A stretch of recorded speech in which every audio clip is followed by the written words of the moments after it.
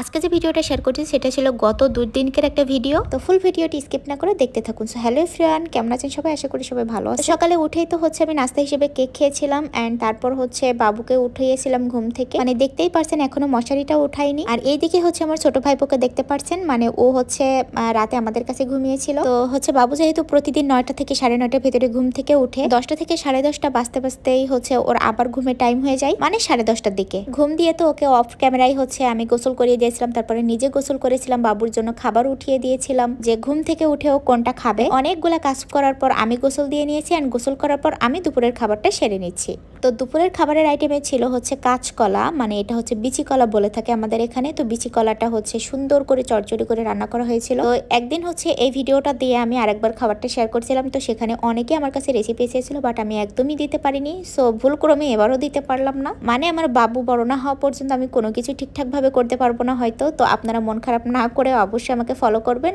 আর যেগুলো আপনারা চাবেন আমি সেগুলো পরবর্তীতে আপনাদেরকে দেওয়ার ট্রাই করব। তো যাই হোক, অনেক কথা বললাম। তো হচ্ছে কাঁচকলা দিয়ে খাওয়া শেষ করে এখানে হচ্ছে আমি আমার আরেকটা পছন্দের আইটেম নিয়েছিলাম, আর যেটা ছিল হচ্ছে টমেটো রান্না। এটা হচ্ছে তেলাপিয়া মাছ দিয়ে করেছিল। তো দুপুরের খাওয়া দাওয়া শেষ করে বাবুর খাওয়া দাওয়া শেষ করে হচ্ছে বাবুকে ঘুম পাড়িয়ে দিয়েছিলাম। ঘুম থেকে ওঠার পর ভাবি বাবুকে নিয়ে বাইরে ঘুরতে গিয়েছিল, আর আমি এখানে এসেছিলাম সন্ধ্যার নাস্তা তৈরি করতে।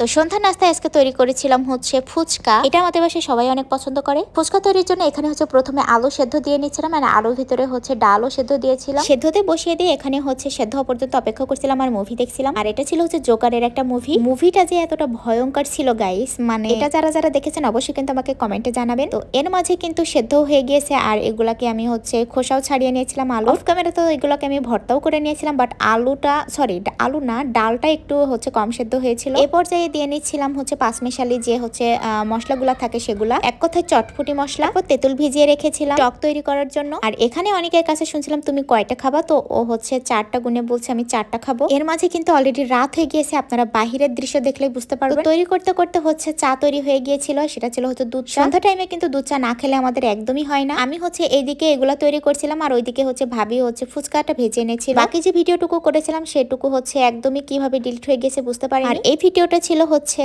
পরদিনের একটা ভিডিও। তো সকালবেলা হচ্ছে আমার বাবুকে উঠিয়ে রুমটা সুন্দর করে গুছিয়ে এনে যে রুমে টিভি থাকে সেই রুমে বাবুকে নিয়ে চলে এসেছিলাম। আর বাবু তো হচ্ছে মানে ঘুরিয়ে ঘুরিয়ে বাঘটা একদমই ছিঁড়ে ফেলে দিয়েছে, তো ভাবি সেটাই ঠিক করার জন্য বসেছিল।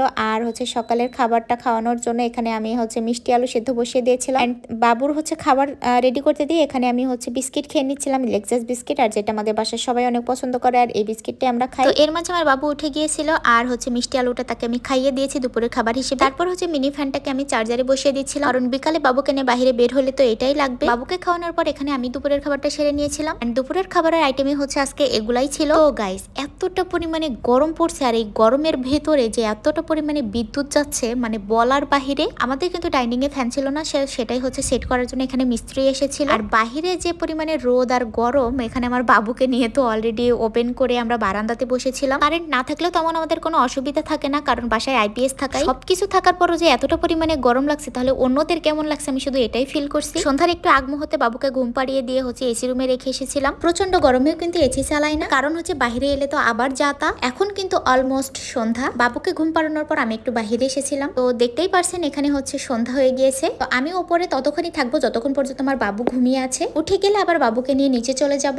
এই ছিল আমার গত 2 দিনের ভিডিও আর আজকে সারাদিনের ভিডিও। আজকে ভিডিওটা এখানেই শেষ করছি। ভিডিওটা কার কাছে কেমন লাগলো অবশ্যই কমেন্টে জানাবেন। আল্লাহ হাফেজ।